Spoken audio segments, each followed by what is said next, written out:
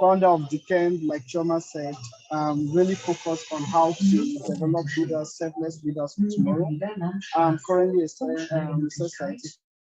I think you've said a lot. I'm Nigerian. I'm still Nigerian. I've not changed that. And I strongly believe that mentorship is indeed not over emphasized. And it's one area that I believe, especially people of colors, or you might call it like international students or graduates, would really key into to maximize their potential. So I will be walking through this. My presentation today is meant to be kind of in a conversational manner. I will try to walk through the slides so that we can have time to like interact. I think perhaps there are some questions that you want me to answer, and I imagine that it would be of more benefit to the audience if we structure it this way. Okay. Okay, thank you so much. Okay, so Dr. Taiwo, if you could put that in a presentation mode. All right. So today I'll be talking on this topic that is also very dear to my heart, mentorship, and how we can leverage that for career development, and of course, how we can also couple that with networking towards our career development. Please, the next one. For those who are very familiar with my presentations, I always start with why, because I believe that once we are clear on the reason why we are doing something, it gives us that energy, that resilience to go through anyhow. So if you could go to the next slide. So why mentorship? Again, like I said, this is going to be an interactive. Please, the previous slide.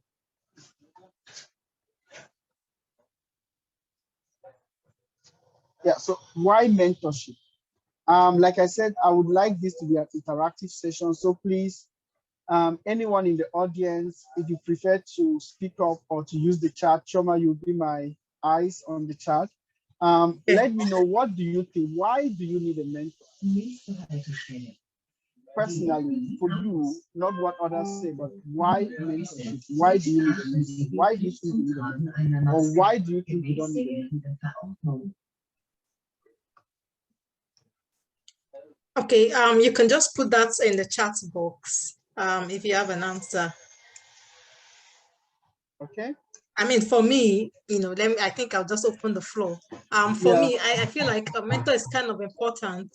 So it helps you, it helps in the speed. It helps you in speed. Like it helps.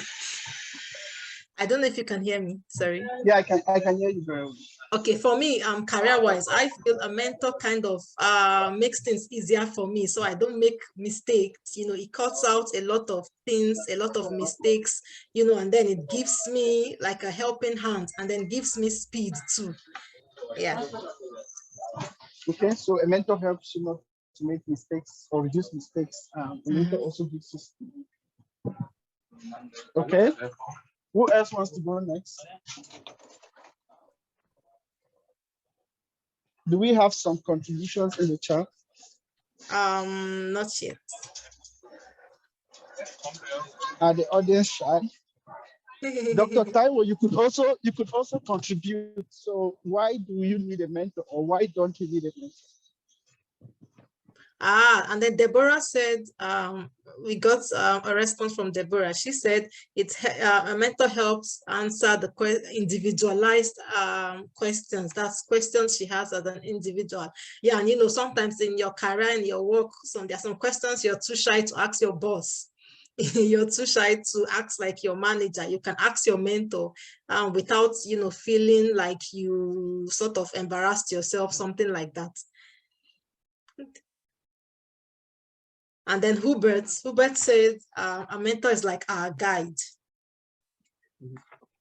Yeah. Yes, thank you. I think Hubert already mentioned what I wanted to say. A mentor is like a guide, someone experienced either in your field of interest or outside your field of interest, who is also available to guide you, to give you advice, instructions, and also help you to achieve your goal faster in life. So a mentor is generally someone who has been there and has done that whatsoever you dream or aspire to achieve. A mentor is somebody who has already achieved it and can guide you through the journey of you achieving your desires as well. Yeah, exactly. And then Adenka said, good.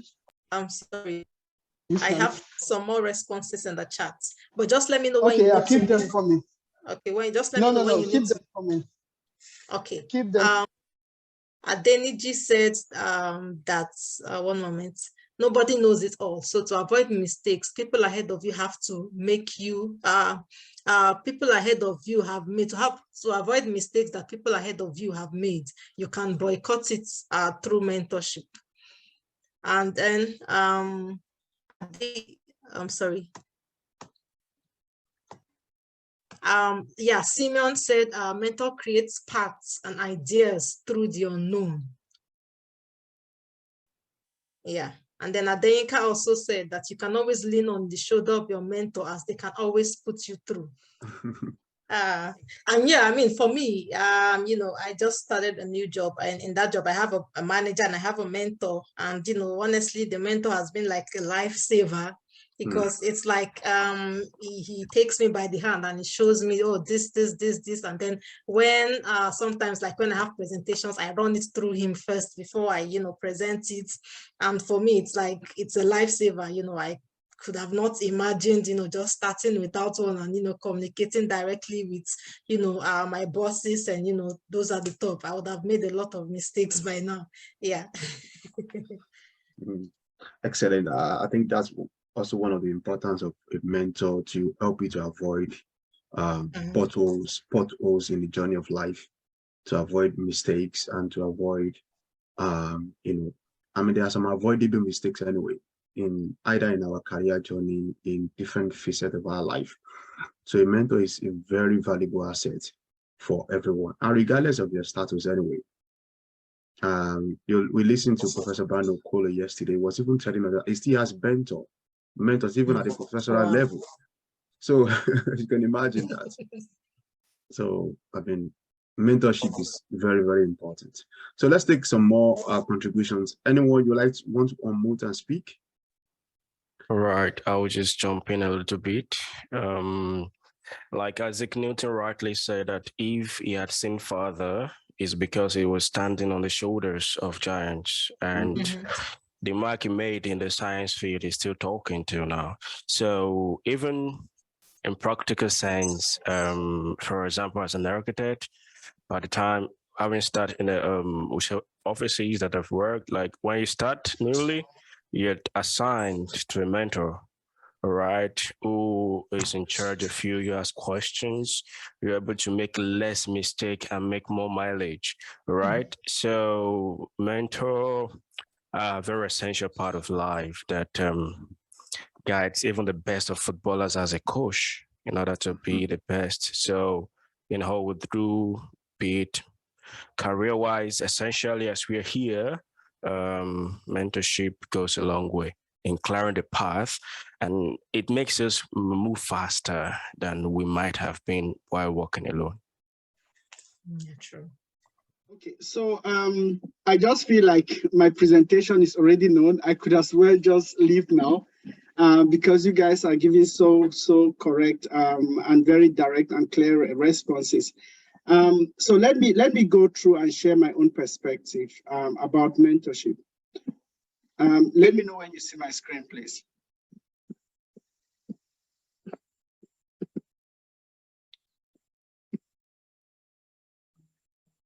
Do you see my screen? Yes, yes, we can see your screen. Okay, very good. But it's not okay. Yes, it's now presentation mode. All right. So it's very important for us to recognize the importance of mentorship, and for us to know why. And I see, if I pick up some of the keywords that you guys have shared, you talk about speed, you talk about avoiding mistakes based on people's own experiences.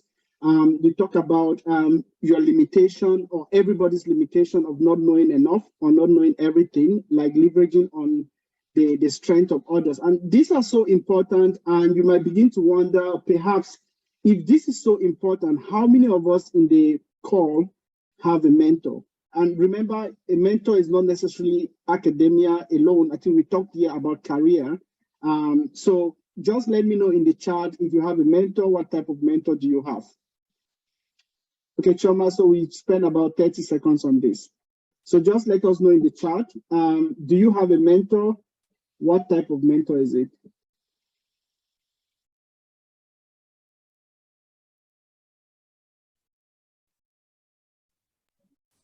And when I get a response, I'll just see. Okay. It's no We are response. going to have an interactive session. I wouldn't be talking alone.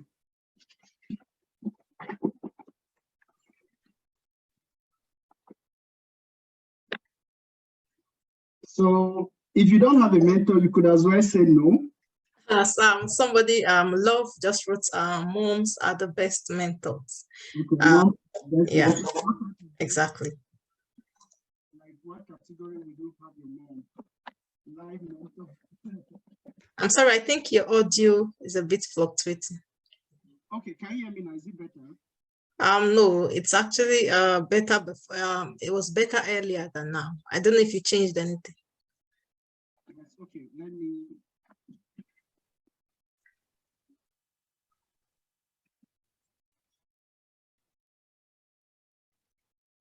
Okay, how are we doing now? Yeah, a bit. I can hear you. Not Yeah, we bad, can not hear bad. you. You can continue. Not bad. Please, if you get was, let me know so I can use my headphone. It's low actually. From my own end, I don't know if it's from my own end, but it's a bit low. What do you think, Dr. Tayo? Enough on my side. Okay, I tried to use the headphone. Do we still have any other response? No more. We don't. Okay, I'm going to connect my headphone.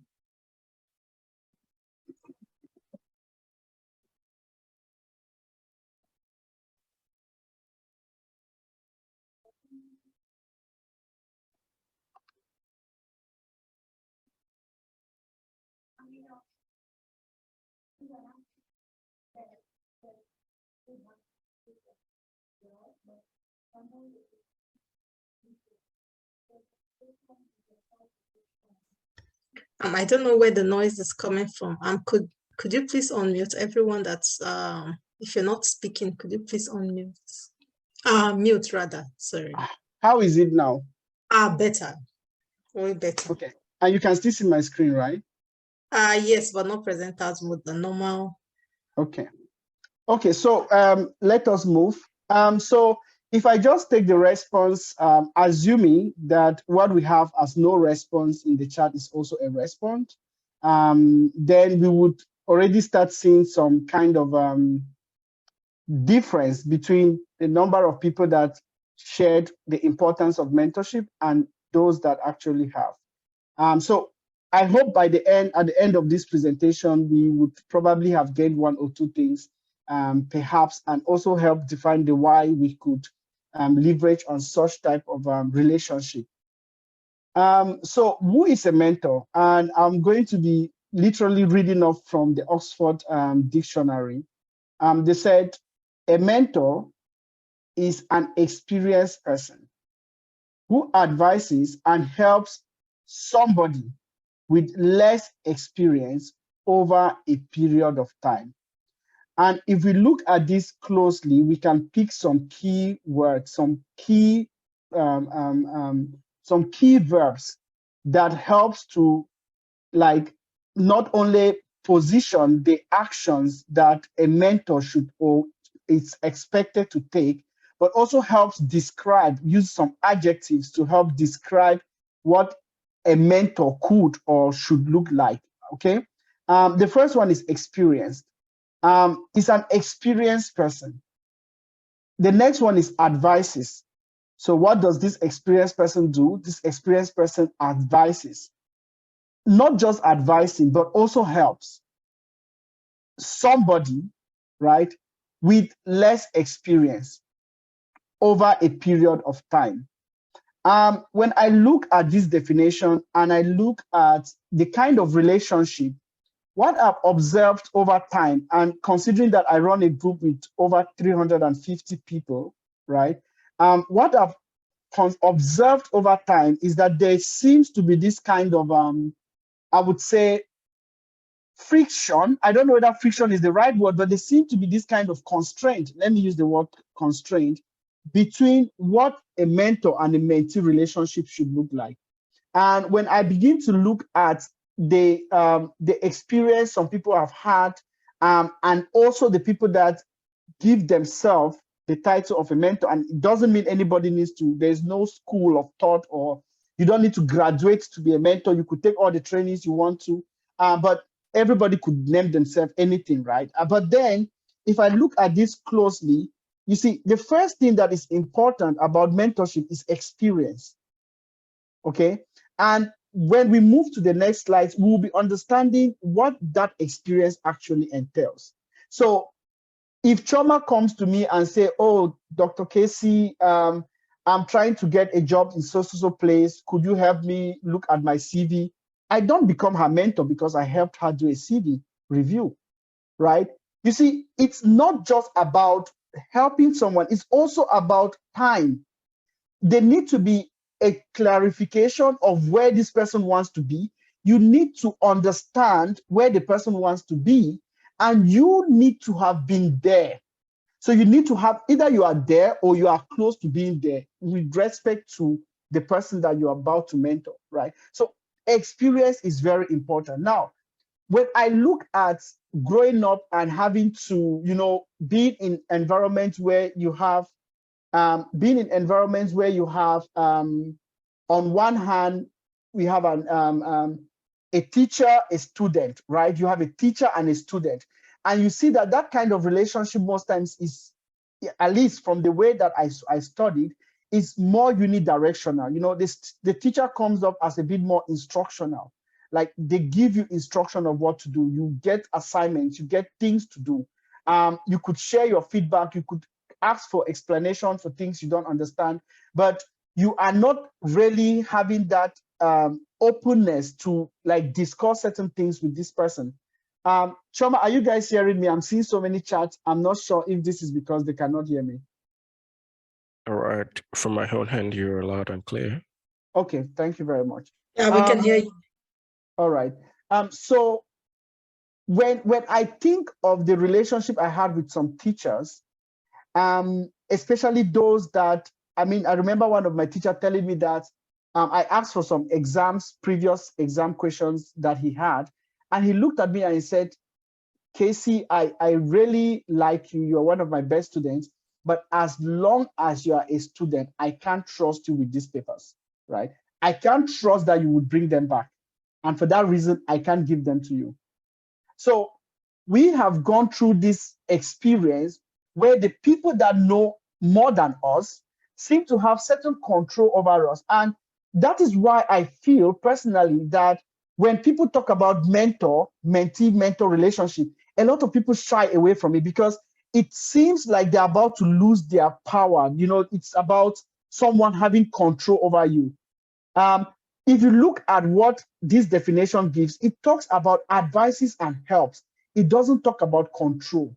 But we also need to understand that coming from a place where such relationship of someone that is more experienced than us tends to be controlling, a lot of people that, you know, you feel like you're an adult, you know, we are all adults here, and you've been to Germany, you are studying, you're doing a PhD. Why do I need a mentor? Why do I need someone that will tell me what to do? Or somebody that feels they are telling me what to do, or someone that I feel I'm not in control of my decisions because there's someone that needs to vet them. And I feel this is one of those constraints, those areas that is pushing a lot of people to shy away from mentorship. So when you talk about mentor, people just feel like, oh, that's not for me, because the experiences and also some relationships that they have had in terms of what a mentor should be has been so trivial that they don't think they need it. I mean, if I need someone to review my CV, then I should have probably had 20 mentors. But that is not the case. And it's important for us to, you know, take a step back and try to recognize why this is important for us. It's not even about them, right? This is first about us, okay? So the first thing is I always recognize and strongly advise people to do is to define where they are. So we started by trying to understand why is mentorship important. And a lot of you gave fantastic reasons why mentorship is important: direction, speed, not making mistakes, and all those wonderful attributes that nobody would not want to have that, right? If you were to put this into who wants this, I'm sure everybody's hands would be up, because these are the things we are looking for. Now, when I ask how many people have a mentor, and truly, even for those that did not have to respond, I could say that perhaps 50% in the audience don't have a mentor, right? Or at least someone that they are accountable to in terms of their career growth, whether be it in academia, not academia, in whatever area of their life.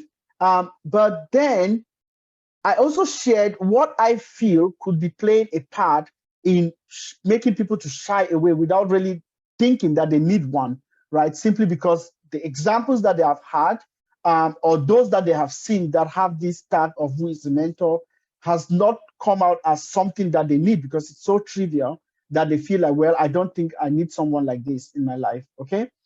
So the first thing we need to recognize is to define where we are. We need to understand, where do you stand? In me, I was asking, where do I stand, right? So if I know the importance of mentorship, I need to first define, where do I stand? Where do I stand in terms of my career? Where do I want to be? What is my expectation? What do I want to achieve? I need to define that. Where do I stand relative to where I want to be? Okay, so for you to leverage on mentorship, for you to get the best out of mentorship, you need to define your current position. You need to know where you stand. Then you need to know where you want to be. I mean, knowing here could be relative. It could be like an idea. I always advise people, you want to know where you want to be, go on LinkedIn, put those kind of positions, check people that are doing that kind of job, look at their life, look at their profile, and ask yourself, well, they do this, that. Is this the kind of thing I want to do? I might like to be an air hostess, but when I look at what an air hostess actually do, it might not fall in line with what I want to do or what I have perceived to be the job of, or the roles of the role of an air hostess. So you need to have that feeling that you could touch in terms of where I am versus where I want to be. Then who is already there? Remember, we said mentorship. Mentors are people that are experienced. Okay, experience here doesn't mean that they know it all, but experience here means relative to where you want to be, they are closer there or already there. Okay, so if you want to make the best out of mentorship, I think one of the key words here is to be intentional. Intentional. You could have so many mentors on different things. You could have a mentor for your career. You could have a mentor for your spiritual life. You could have a mentor for, I mean, any area for you want to grow a skill or develop a skill. You could have a mentor for wanting to train a particular skill. So you could choose, but please be intentional. Know what you want to get out of it, so that you do not come out as a very generic person. Oh, I need somebody to guide me. I mean, if you come to me to guide you on things that I have no strength, I can't help you. It doesn't matter how much experience I am. So that experience needs to tie to what you want to have, where you want to be. Okay, so it's very important to look for people that are already there. Then the next question you need to ask is, what did they do? What did they do to get to where they are today? And most of these questions you are doing without even getting to talk to these people. Sometimes some people feel like, well, I want you to be my mentor, and I've not had the opportunity to talk to you. You could actually mirror someone as your mentor and learn from them, even without having to talk with them. From their books, from their posts, from their contents that they create. So, but knowing what you are looking for and what you want to get out of it. Okay, this helps you to get the best out of mentorship. Then you need to now understand, based on what they did and where I am. Remember, you started by defining where you are. Based on what they did and where I am, what do I need? Gap analysis. What is left? What do I need to get to where they are versus where I am today? What are those skills that they needed to get to where they are that I don't have yet? how do I go about those skills? And all of this work, you are doing it again, even before getting to interact with these people. You need to come in with already some kind of clarity on what you want to get out. Because if you don't know what you want to get out, you wouldn't even know when you have gotten it. Okay, so you need to be clear on what you want to get. So moving forward, these are some of the important questions that you need to answer sincerely. And from the response, from the, this retrospective thinking, you can, like introspective, sorry, you could really come out with responses that would help target you into the direction, into the kind of people that you would want to reach out to. So I know I've talked a lot. I'm going to take a break, a pause here, and know if people have any question on this slide before I move forward. Chioma, do I have any questions on the chat? Sorry, please, if you have questions, you could just put it in the chat box. Yeah, I didn't say that earlier, but I have 2 questions actually. While I'm asking these questions, maybe in case any questions. So my question is, like you talked about, what does it take to be a mentor? Sometimes one reason why people shy away from mentorship is probably maybe they don't think they're qualified enough. For instance, for me, I might have the knowledge somebody needs, but I don't know if, I don't know how qualified it is. So how can somebody that, if somebody needs the knowledge I have, I can share it without necessarily calling myself a mentor because I don't think I'm qualified enough. Yeah, so how can somebody, bridge this gap of mentorship, knowing that you have this knowledge and you can actually be a mentor? Are there courses or, something you can take, to be officially a mentor? And then my second question is, do we need more than one mentor? Because there are various aspects of life. There's career, there's life in general. I'm doing it like different mentors in these different areas. Yeah. Okay. Very, very, very nice questions. I mean, fantastic, especially the first one. So you asked a question about you have an experience on something. There's someone that is looking for it. What qualifies you to be a mentor? Yes. If you are sharing what you know with that person. First, when you have to deal with people, every form of relationship, form of social interaction, there are many trainings that help you to know how to better understand someone without wanting them to be you. So these are trainings all for your own personal growth. Now, just to answer your question personally, and this is my opinion, I do not think that someone needs to, get a validation from anybody to be a mentor. Okay. Now, what you need to understand is if you are a mentor, it's not enough that you have like a one-time help to someone and then automatically you have become their mentor. You need to have a plan. First of all, you are experienced in what they are looking for. So that's a tick. Means there is a gap that you already have. It's like someone wants to come to Germany. You can be a mentor for someone that wants to come to Germany. You have been in Germany. You've worked in Germany currently. Like somebody could come to you and say, Choma, I have seen that. Can you still hear me? Yes, I can. Okay, someone can come to you and say, well, Choma, I've seen you have been in Germany. I have an interest to be in Germany. You are experienced because you have gone through that part. Now, you could directly say, okay, well, what is the plan? This person wants to come to Germany. Now, what is the outcome? What do we want to get out of it? That's what I talked about, being intentional. If the person's intention is to come to Germany, and you are that person that helps them map out the plan based on their interests, you are willing to take the time to understand them, understand that this is not just going to be a one-time meeting and then the next thing they're in Germany, understand that you can help them navigate all the different experiences that you had for them to arrive in Germany. Now, if they arrive in Germany, that process, you have mentored them. There is a timeline, there is experience which you have. They are less experienced. If you look into that definition, you key into everything. Now, the big question to me is always, is the name of mentorship going to be the reason why you would not do that or not, right? So what is it in that name or affiliation that would make you want to say, well, I don't think I can show you this because I'm not a mentor. I think that is something we need to really put by the side, because once you are experienced and you can guide somebody to get to where they want to go based on that your experience, you are a mentor to them.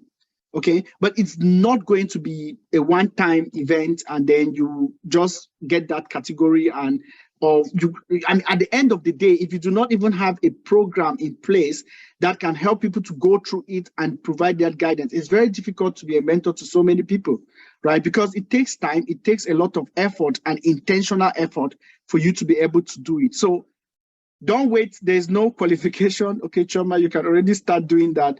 And it's good enough. People that you are helping get that help become what they want to become because you were there to give them that guidance.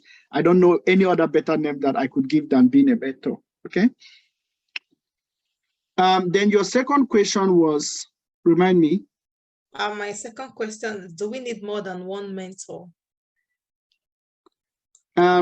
Yes, so you could have more than one mentor, depending on what, again, like I used the example I gave. I want to come to Germany. Oh, Choma is in Germany, and Choma is providing me this, not only just because I'm coming to Germany. Choma is the person that helps me go through my plan. What do I need to do? Where do I need to take care of? When I arrive in Germany, what am I supposed to do? How do I set up? And you get to that point where this person succeeds, is in Germany, and that point, if that is the intention, then that somebody was asking, does mentorship have a life span? Yes, it does. If that is the outcome, right? If the outcome is this person to be in Germany and the person gets to Germany, that is like a project. It's done, right? Some people have career mentors, and when you talk about career, which is part of the conversation we are having, it's a bit more broad. Right? It's broad in the sense that when I look at my career mentors, when we talk, we are not talking about, oh, in 2 years' time, I would stop with you and move to someone else. No. As long as this person has 20 years working experience, it doesn't mean after 20 years, I feel like this person cannot be my mentor because, you know, your experience was 20 years with this company. I think I should find somebody else. You need someone that understands, based on their experience, the landscape. And they don't necessarily need to have been doing the job you are doing. So in terms of duration, depending on what you want to get out of the mentorship, you could have that duration, right? What I need to specify here, and which is very important, is it needs to be clear from the beginning. And I explain why. If somebody comes to you and says, I would want you to be my mentor to get a scholarship, which is thousands of what I get, right? People's requests. And I understand that well. If you are looking for a mentorship to just get a scholarship, well, is the list of what I can offer, because I mean, there are so many things that are online. You can even manage that with a lot of other people. With that 1 year is, for me personally, and this is me talking, I do not see it as sustainable in terms of paying forward. Right? So when someone comes to me and say, well, I want to get a scholarship, I want to understand what they would do with having gotten the scholarship. It needs to be, they need to get to that point where they recognize that they need to pay it forward. Otherwise, you are one person that 1 million people keep coming to you every year for the rest of your life, asking you the same thing that you have trained 1,000 or 1 million people on. So we need to find a way to not just be parasitic on someone. I mean, think about it as, this person is doing this for me. I want to get a scholarship. What do I do with it, right? If this person comes tomorrow and say, another person is coming to me, I can directly point that person to you. And you will not feel like, oh, I am so busy, I cannot do this. That intentionality of how you get it should also help you to transfer it to others. So in terms of duration, you need to clarify at the beginning, but please make sure that you are getting something out from it that you can help other people. Otherwise, it's difficult for someone to find the need to want to be your mentor when they know it's 1 year and then you disappear and somebody else have to repeat the same cycle with them over and over. And that is my personal opinion. Okay. Yeah, thank you so much for that answer. I have a second question. Akindele is asking, how does a mentor-mentee relationship start? Do I need to approach them and ask them if you want them to be your mentor? Do you need to write an application letter? And I want to add also to it, you know, there are some mentors online that will say, oh, I am running a 12-week, mentorship program. You pay €500, $500, you know, and so on and so forth. Yes. So how do we just to add it to this question, how does a mentor-mentee relationship start? And, when looking for mentors, do we just rush in, to somebody, or is there like a sieving process, whereby we can choose the best mentors here? So that's a very good question, and it could be many ways.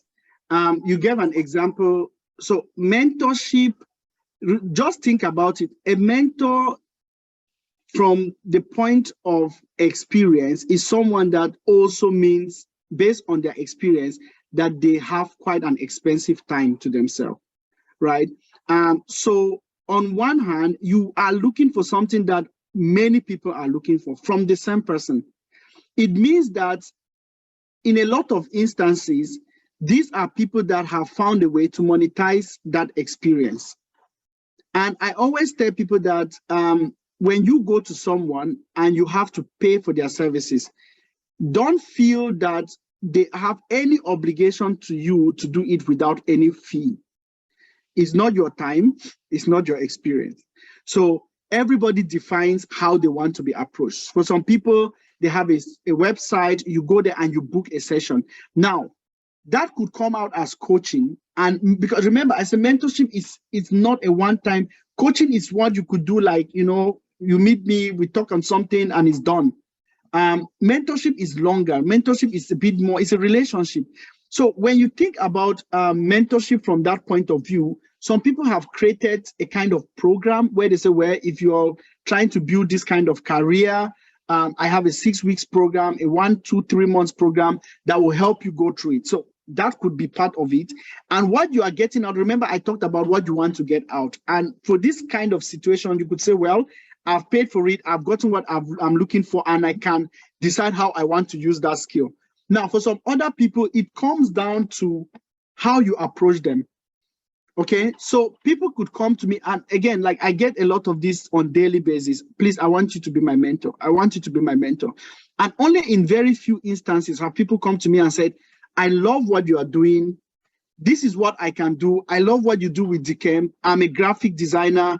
I can do these designs for you. People have come to me, a couple of people, share designs and say, please look at the benefit I can bring to DEKEMP. Those are the people that get my attention. They are not coming to receive, they are coming to contribute. And you need to really get that. Remember, mentorship is a relationship. And there is no relationship that is sustainable if it's parasitic. Okay? If you are a person that simply wants to take, you cannot sustain it. Even if some people say, well, what can I bring to you? I mean, you are so experienced. No, you can take away some of the tasks that they are doing. I don't do my graphics. People do those graphics. I do not create the content on our social media platform. People are doing that. Yes, there are campers that are in DEKEMP, but we also have people that come and offer those services. So I would say that approach is key. And when you are targeting someone, please take the time to find what you can do for them. The best way to attract a mentor is to come with an offer. Come with something that can help them. Come with something that would help their own life to be better. Oh, I know that you are a very busy person. I am happy to help you take care of any tasks that involve this, and this. I have this kind of experience, right? That is how you come in with a value. And it's important to remember that. So if you are looking for a sustainable relationship as a mentor or mentor-mentee relationship, please don't just come to take. Please be my mentor. Please be my mentor. The first thing I always ask a lot of people is, who are you mentoring, right? Who are the people that you are helping? The help you are looking for me. Please, could you tell me how many people you have helped this year from the time that you want me to spend with you? So that is a very good question. And I hope that this is helping us to approach this different, because it's somebody's time. And as long as you are not going to pay for that time, you need to think of how you can pay for it. I always say that money is the cheapest value of exchange. If you think about any value, money is the cheapest, because if there is a money for something, you can make that money and pay for it. But if you want to sustain something, there are other ways to pay for it that money cannot pay. And one of it is what I just gave now, service, right? Being able to enable that person to take care of other things while you take care of the rest. then you create a relationship that can be sustained. Okay. Let me move to the next slide. Yes, yeah, because if you're looking at questions, we will not go to the next slide. Yes. Okay. So what I want you to get out from this, honestly, is how do I maximize the opportunities I can get from mentorship? How do I, augment? How do I create that multiple benefit from mentorship? And most of this happens before even approaching the person. People could come to me and say, I want you to be my mentor. But literally, like I said, what they're looking for is information on how to apply for scholarship. That doesn't make me your mentor. Or I want you to be my mentor so that you can review my CV. That doesn't make me to be your mentor. It also shows me that you don't understand what you are looking for, right? Just a click could be enough to take care of what you are looking for. That doesn't make me to be your mentor, right? So spend the time, understand what you want to get out from that relationship. The previous slide I gave very relevant questions, 5 questions that would help you come to this person with clear information on, I am looking for this. I want to be, for example, I want to be a nurse. I want to be a nurse. I see you are a nurse working in the UK. I am currently an undergraduate doing nursing. I would like to work in the UK as a nurse. I would appreciate if you are my mentor to be a nurse in the UK. I have found that I need to have this, and this. This is what I have. This is what I don't have. So come with information that help this person to know they are not just a nurse. There are other things. So if you just come to me, I want you to be my mentor. Even as a career, I could be a nurse, an entrepreneur, and other things. So what part of the career are you interested in? So please come to people already clear about what you are looking for based on those 5 questions that would help you to clarify what you are really looking for. Okay. And when you, based on the gap analysis, I always come back to gap analysis because it's one of the strongest tools you can help to grow as a person. And once you have identified, you remember I said, where are you today? Where do you want to be? Is somebody saying something? No, I think, let me check if I need to mute anybody. No, I think everybody's muted. Okay. So when you have identified these gaps based on those 5 questions, right? Please have goals that are SMART, specific, measurable, achievable, realistic, timely. Come to people to help you achieve your goal. Okay. Remember, we said a mentor is someone that is experienced, that helps, right? They help you, they support you. We need to remember that a mentor is not there to make you their future. Okay, please take note. So no matter how much you admire what I do, if you try to be me, it just doesn't help. And if I try to make you to be me, it also doesn't help. So what you need to get from me is the experience that are relevant to what you want to become. And of course, when I give you those experience and guidance, it doesn't mean you have to do them the way I've given you. You could find a better way, but you are having already a basis. You want to apply for German visa, and I tell you, if you have a first class, you can be in category A. That's information I told you in your second year. It's left for you to make the first class so that you can be in category A and have a faster date.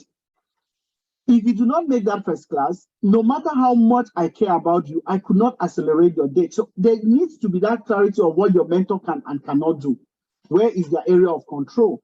And also how much of what they are telling you is influencing you into becoming better. So please take note of that, because like I stated earlier, when we feel somebody is in control of our life, it's not the most comfortable relationship, right? If we're in a relationship, especially mentor-mentee relationship, those I've seen that really have a lot of constraint, I've noticed, is when people feel like, well, I was here when I didn't have a degree. Now I have a degree, now I have a master's, now I have a PhD. I don't think you are worthy to be my mentor because I've grown. You know, that fear of where I'm now a PhD holder, why should this person with a PhD be my mentor?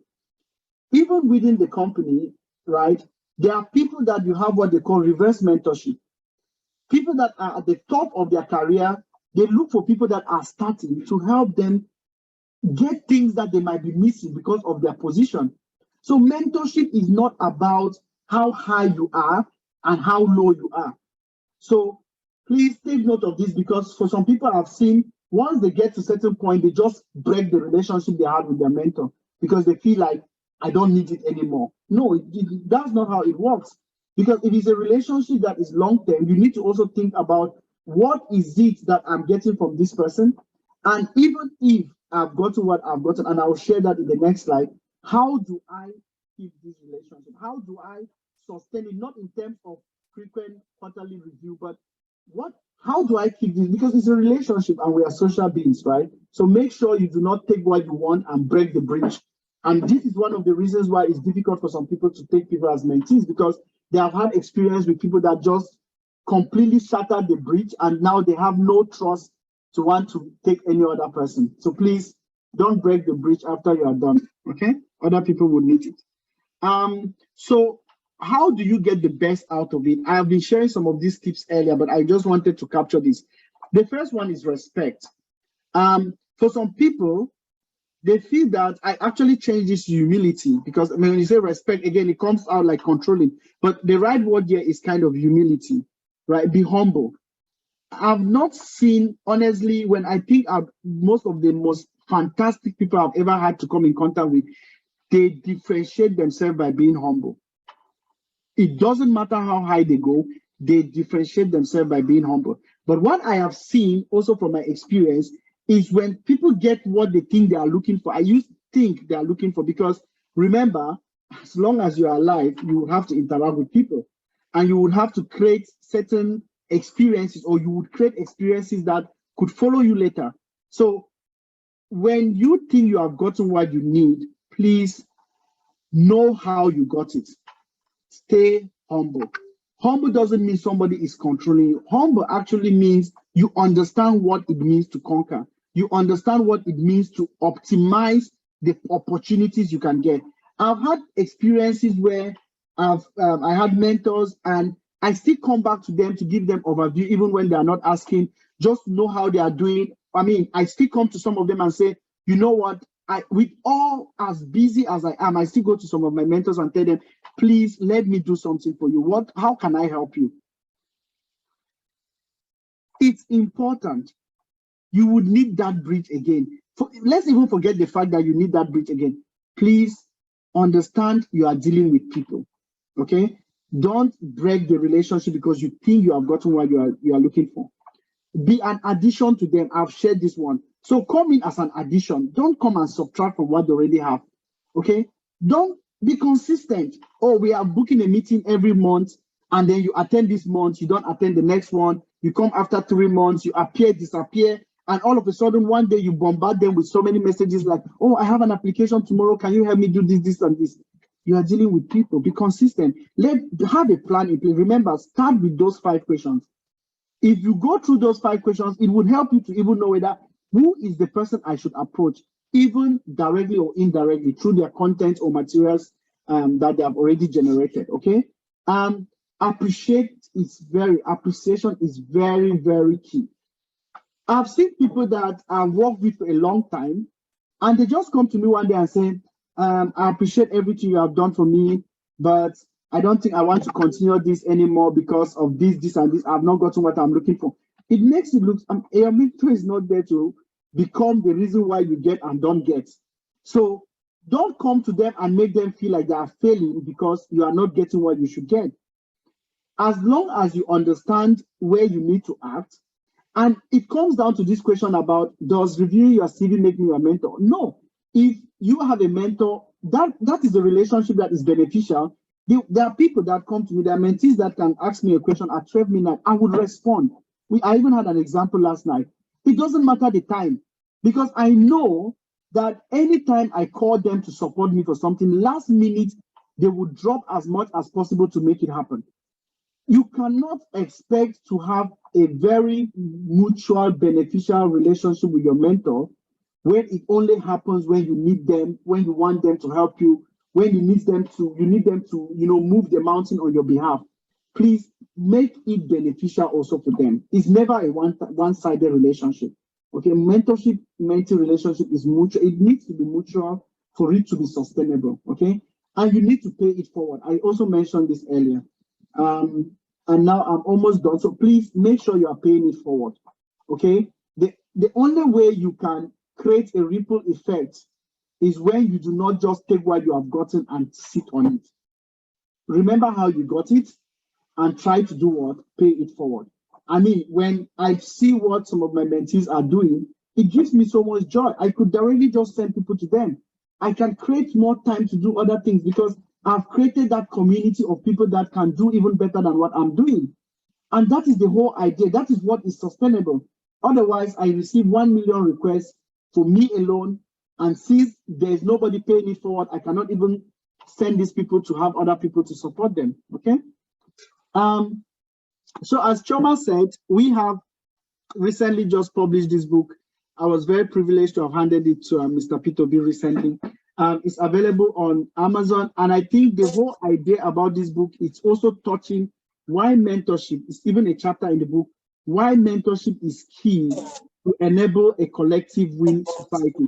And if I think about us coming as international students or graduates working in a foreign country, I also begin to see that the fact that we are lacking this bridge between those that are just coming and those that have gotten somewhere is creating even a bigger gap. I mean, I am happy that now we have communities, for example, Choma, thank you for inviting me to FUN, right? Friends of Nigeria.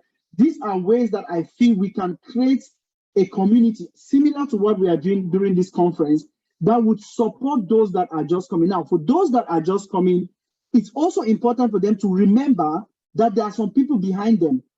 Okay, so once you are getting something from someone ahead, the worst that can ever happen is that you are blocking it from going to someone behind you.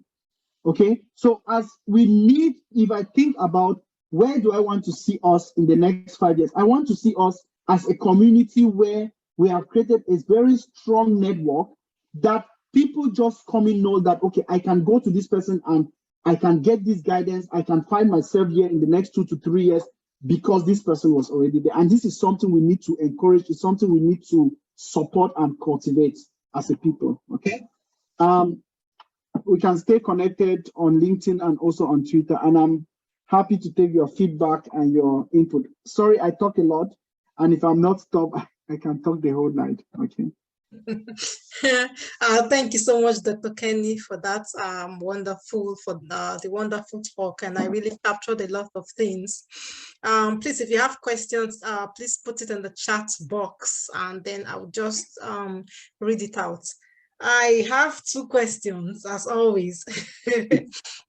So the first question, you talked about, from what you talked about, I realized that we have the active mentorship and the passive mentorship. As the passive means like you shadow somebody maybe on LinkedIn and see what they do, and then the active one is actually you can actually interact with these people. So comparing both, which would you say gives like the maximum like advantage? Just shadowing somebody on LinkedIn is is cheap, and then you don't have to bother anybody, but then you don't learn their mistakes, you just look at their profile. But then talking to them and you actually go through, they actually bring you up, tell you a lot of things. So what do you think? Could we just settle for passive, or we can actually move forward to look for active, or anyone just works? Yeah, that's my first question. No, very good question, Choma. I think you came today very prepared. Yes. For the questions. So I would say that both are helpful, especially when for me, the most important thing is to know what you are looking for from them. Okay. What are you looking for? That's very important. In fact, if you do not know what you're looking for, whether it is active or passive, you are not getting anything out. Or at least you are not getting something that can be measurable or helpful for you as a person. Active is obviously more preferred, right? You get talking to someone, it's much more beneficial than otherwise in any way. Even getting to meet the people in person is even much better than virtual. I mean, we know this already from our COVID experience. So you could see that, yes, active is very important, it's helpful. But what I always advise people is don't get to the point where you feel like I am not making advancement because I did have an active mentor, right? Okay. Don't come to that point where this becomes a regret. It's not a regret. You do what you need to do. Take care of the part where you need to take care of. And if you do not get an active mentor in that particular area, and don't be too focused. Some people have this mentality of, I'm going for the best. I don't know where they got the meaning of the best, right? I think the best is completely relative. It means nothing, in my opinion. Go for someone. I give you an example of what the best means. Imagine that you have a friend. The friend knows you're in Germany. The friend knows that they can come to you and, you know, be mentored, but the friend feels that it's trauma. We were in school together. No, I want to go to Dr. Casey. That's the kind of profile. Do you get the point? Right? You need to know, when you know what you are looking for, then it helps you to focus on that and get it from the person that you can get it from, and not create this avenue of the best, and then you spend 1 year. Some people say, well, I've not done anything because you have not responded to my messages for 1 year. Really? So the point I'm driving here is active or passive, it falls a lot on what you are looking for. How much have you understood the gap you need to close? And what, come to this person very clear on what you're looking for, and it would help you to explore other alternatives. Then alternative. Our breakout is ending. Yes. So I think our session is ending, but I hope this has been very helpful. And my last one is, you cannot underestimate the importance of mentorship. Experience, they say, is the best teacher, but I always say that some experience are too expensive, that you are not alive to even learn from it. Yes, exactly. So please learn from others. Don't wait until you enter the ditch before you remember that, oh, I could have asked somebody how to use the bridge. Okay. Wish you all the best. Yeah, thank you so much, Dr. Kenny. So anyone that has, if you have any questions to throw to Dr. Kenny, he shared his LinkedIn profile and his Twitter handle. You can actually reach out to him. He's very fast in responding. But as usual, you know, come prepared. What do you have to give? You know, don't come empty-handed. Even Moses was asked, what do you have in your hand? Yeah, so thank you so much. So we've come to the end of our final session. We've come to the end of our workshop today.